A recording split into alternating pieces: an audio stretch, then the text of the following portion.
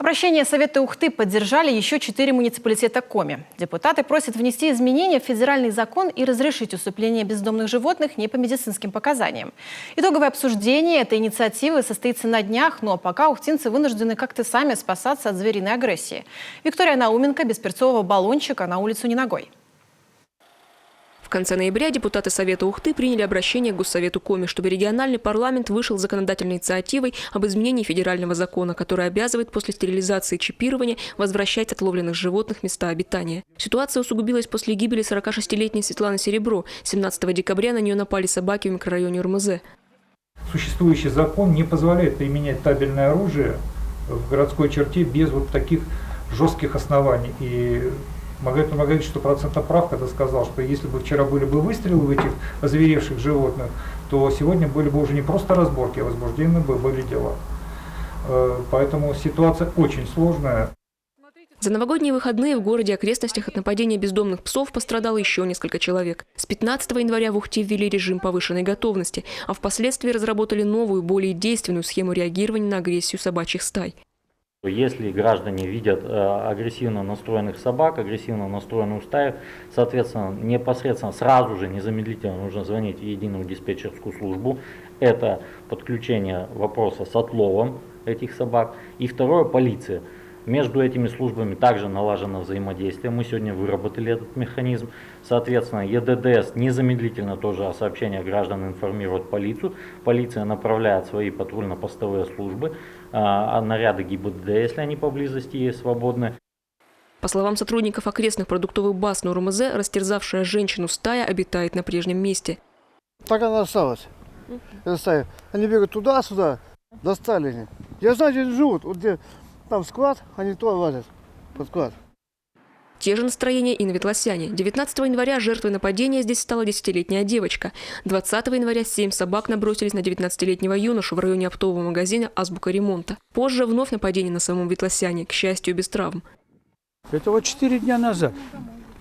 Я шел, прогулялся с собакой, возвращаюсь вдоль забора по бетонке, вот у нас туда к дому 3-4 к миксу. Там тропинка хорошая. Ну, иду, собачка становится, я говорю, Юга, пошли домой. Только произнес. Из помойки 10 штук бегит на меня. Я так сначала наклонился, ну, отпугну. А черта с два, они прямо на меня так и идут. Я хорошо помню, что надо где-то... Я к забору задом. За забор взялся и давай ногой. Он за ногу, а я ему. О нападении на Алексея Суханицкого в ЕДДС сообщала его дочь. Обещали отреагировать. Алексей Краснов звонил в администрацию сам, но не дозвонился. На молодого человека собаки напали на днях, когда он утром выносил мусор. Добирался вот просто на земле, отпинывался, отмахивался. На Клубной 3 было дело. То есть вынес мусор называется, да, просто вынес мусор в 9 утра. И все. И напали собаки. 8 штук их было. Никаких действий в отношении бездомных собак жители Ветлосяна не наблюдали. Люди даже знают, откуда приходят псы. Вот они отсюда с Озерного бегут, значит, с Березовской улицы. Вот. Бегут сюда. Понятно, что здесь не 2, не 3 и даже не 4. Тут, по-моему, целая стая вот она бегает. Видите, тропа до такой степени натоптана, что даже тут люди не ходят. Жители Ветлосяна ходили на личный прием в Ухтинскую мэрию. По их мнению, встреча отчасти прояснила некоторые вопросы, но в действиях администрации до сих пор нет гласности. Люди просто не знают, что именно предпринимает мэрия для борьбы с агрессивными псами. Есть непреодолимые вопросы, которые вот ни одна из сторон никак не хотят идти на компромисс, понимаете? Да, друг друга не хотят услышать. Лично мое видение, для того, чтобы все грамотно работало, нужно, во-первых, чтобы люди видели, как это происходит. Это самое главное, потому что очень большое недоверие вот у людей и в соцсетях, и вот в общественности, что вообще что-то делается. Да? Надо это все освещать обязательно, чтобы видели. Проблема бродячих животных остро стоит в каждом поселке и микрорайоне Ухты.